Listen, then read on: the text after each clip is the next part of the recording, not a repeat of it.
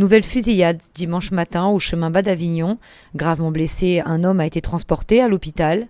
Depuis plusieurs mois, les quartiers populaires sont l'objet de violentes guerres de territoire liées à des trafics de stupéfiants.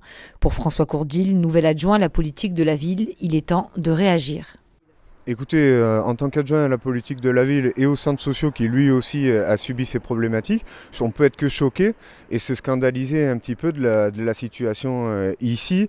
On a eu un rassemblement ici même avec les parents d'élèves, avec le corps enseignant qui a été particulièrement touché par l'intrusion d'un des guetteurs du trafic de stupéfiants dans l'intérieur même, au sein même de l'école de la République, de cette école Georges Bruguier, créant la panique au milieu des élèves qui étaient en pleine récréation.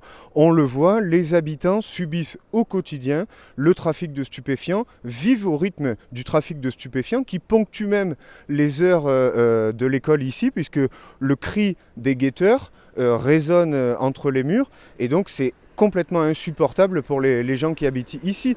Ce lundi matin, seulement une cinquantaine d'élèves sur les 200 de l'école Georges Bruguier étaient en classe, un établissement surveillé de près par 2 agents de la police municipale. Alors écoutez, aujourd'hui, la ville de Nîmes s'engage à travers la police municipale à une présence statique qui est renforcée aux entrées et aux sorties des élèves, avec des rondes qui sont augmentées.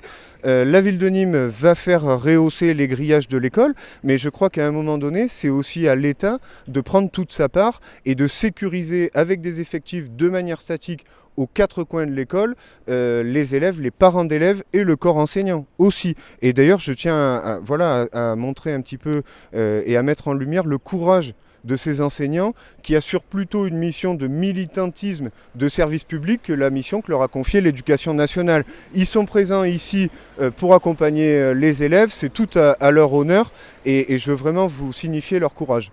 Pour la ville de Nîmes et son adjoint, c'est donc à l'État d'intervenir. C'est pas faute pour le maire Jean-Paul Fournier d'avoir sollicité le ministre de l'Intérieur en s'étant rendu à ses côtés pour demander des effectifs supplémentaires et surtout pour signaler de cette situation. Donc le ministre aujourd'hui est au courant. On se demande un petit peu ce que l'État va faire, oui.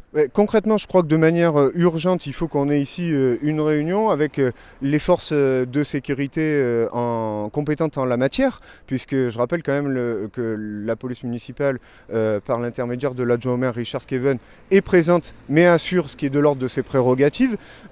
Ici, la police nationale est présente en ronde. Je pense que ça pourrait être intéressant pour sécuriser le quartier de l'avoir de manière statique.